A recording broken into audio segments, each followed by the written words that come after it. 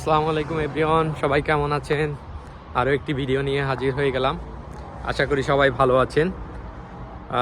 আজকে একটি of topic নিয়ে কথা বলবো। জীবনের কোনো পর্যায়েই আমাদেরকে আসলে কমফোর্ট জোনে চলে যাওয়া ঠিক হয় না। কেন আমি কথাটা বলতেছি? কারণ আমি দেখেছি সবাই হচ্ছে জীবনে কোনো না কোনো গোল থাকে, কিন্তু আমরা যখন অনেক সার্টেন পিরিয়ড বা লং টার্মের জন্য কাজ করি বা কোনো কিছুতে ইনভলভ হয়ে যাই, তারপরে সেটা থেকে আর বের হয়ে আসতে পারি না। যেমন উদাহরণস্বরূপ আমি বলবো, আমরা যারা জব করি, দেখা যায় তারা জব করতেছে বছরের পর বছর, বাট তাদের যে নিজেদের কোনো ডেভেলপমেন্ট হচ্ছে না, বা মানে আমি এটা দিয়ে বোঝাতে চাচ্ছি যে মানে কমফোর্ট জোনে পড়ে যাওয়া।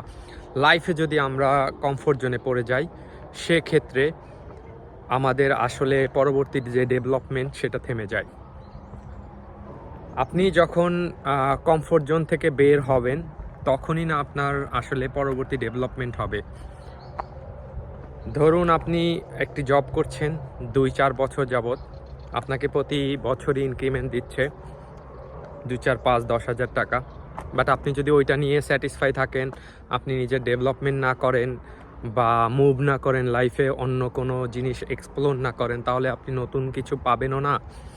আর হচ্ছে আপনি জীবনে নতুন কোনো সফলতার দিকে এগোতেও পারবেন না।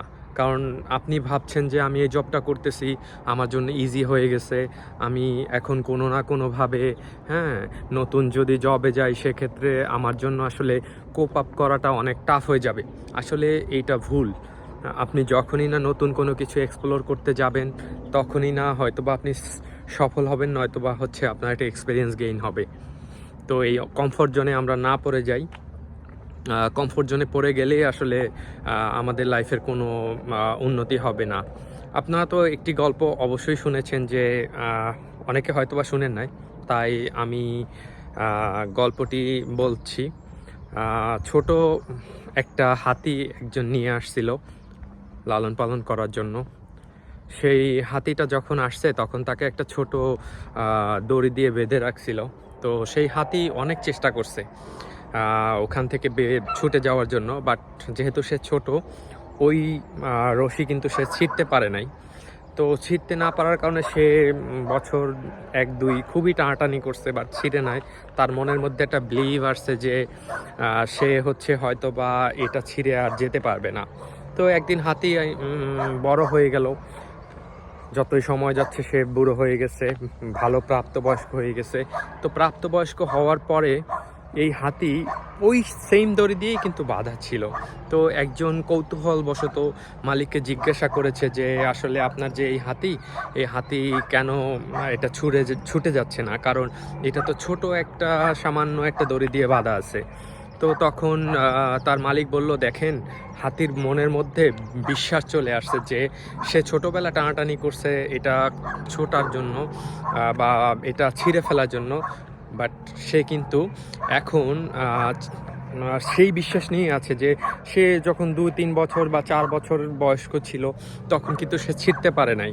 এই জন্য সে এখন আর ওটা যে ছিঁড়বে, সেই ছেঁড়ার চেষ্টাটা পর্যন্ত করতেছে না।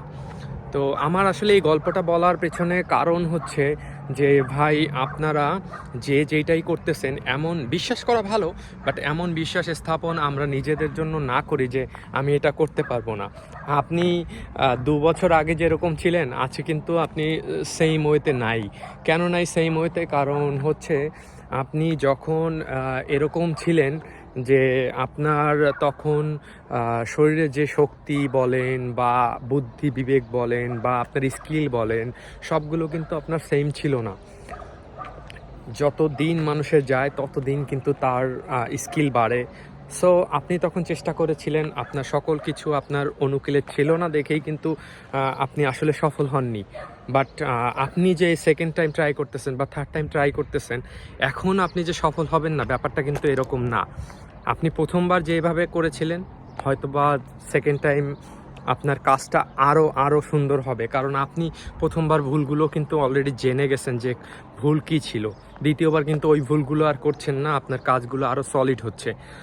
সো আজকে এই বিষয়টা নিয়ে আসলে কথা বললাম কেন, আমরা আসলে অনেকেই হচ্ছে মানে নিজেদের যেই পজিশন আছে সেই পজিশন নিয়েই স্যাটিসফাইড। হ্যাঁ, দিন চলে যাচ্ছে, চলে যাবে।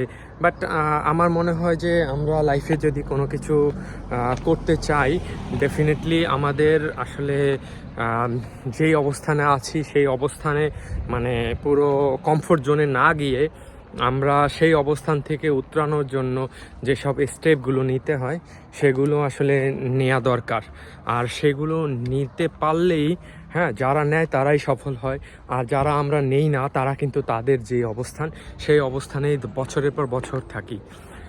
সো আমার মনে হয় এইটার সাথে আরও একটা আমার মানে বাস্তব জীবনের, আমি কাউকে ছোট করে বলছি না, যেমন আপনি প্রায় দেখবেন, ধরেন যে যারা হচ্ছে, আমি ছোট করে বলছি না, আবারও বলতেছি, যারা হচ্ছে রিক্সা চালায়, আপনি খুব কম মানুষকেই দেখবেন যে সে রিক্সা চালিয়ে হয়তো বা লাইফে বড় কিছু করতে পারছে, একটা দোকানের মালিক হয়েছে বা একটা বিজনেস দিছে। কারণ রিক্সাওয়ালারা কেন আপনার দোকানের মালিক হতে পারে না বা তাদের ডেভেলপমেন্ট কম হয়? কারণ রিক্সাওয়ালাদের মনের মধ্যে একটা কনসেপ্ট আছে, আপনি হয়তো বা একটু যদি ক্লোজলি দেখেন তাহলে বুঝবেন।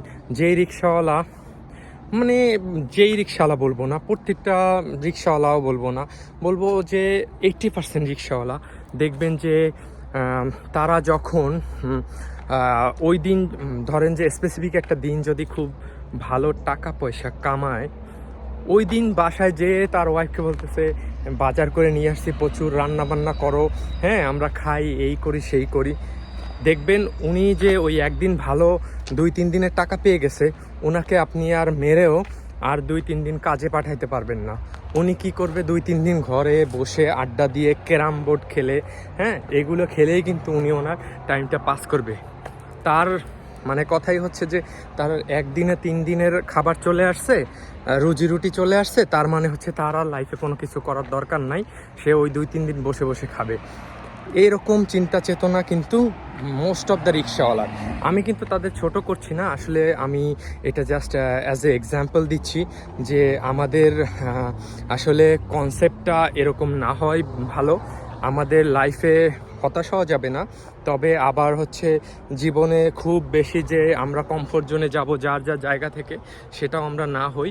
কারণ কমফোর্ট জোন কখনোই আপনাকে উন্নতির যেই শীর্ষস্থান আছে সেখানে পৌঁছে দিতে পারবে না। উন্নতি লাইফে করতে হলে কমফোর্ট জোনে না গিয়ে যেই পজিশনে আছি সেই পজিশন থেকে অন্য পজিশনে সুন্দরভাবে আমাদেরকে চেষ্টা করতে হবে, হার্ডওয়ার্কিং করতে হবে এবং অবশ্যই প্ল্যান নিয়ে হার্ডওয়ার্ক করতে হবে। যদি আমাদের কোনো মানে আমাদের প্রচুর পরিমাণে শক্তি আছে, তার মানে আমি হচ্ছে একটা গাছকে ধাক্কা দিয়ে ফেলতে যাব, অনেক মোটা গাছ, এটা কিন্তু সম্ভব না। বাট আমি যদি ওই গাছটাকে একটু কেটে নিয়ে, হ্যাঁ 2 পাশ থেকে কেটে নিয়ে যদি আমি প্রেশারাইজ করি, অবশ্যই বেশি এফোর্ট দিতে হবে না, গাছ কিন্তু ঠিকই পড়ে যাবে। সো জীবনটাও এমন, আমাদের সব কিছু সিস্টেমেটিক্যালি করতে হবে যাতে হচ্ছে আমরা ওটা এক্সিকিউট করতে পারি as per the plan. So এই ছিল কথা। সবাই ভালো থাকবেন, আশা করি আবারও আরেকটা ভিডিও নিয়ে খুব শীঘ্রই আসবো। আর যদি কারো কোনো কোশ্চেন থাকে বা আমাকে আপনারা কোনো কিছু নিয়ে ভিডিও করতে বলেন, সেক্ষেত্রে আমি চেষ্টা করব একটা ভিডিও আপলোড করার সেই বিষয়ে। তো ভালো থাকবেন, টেক কেয়ার, বাই বাই।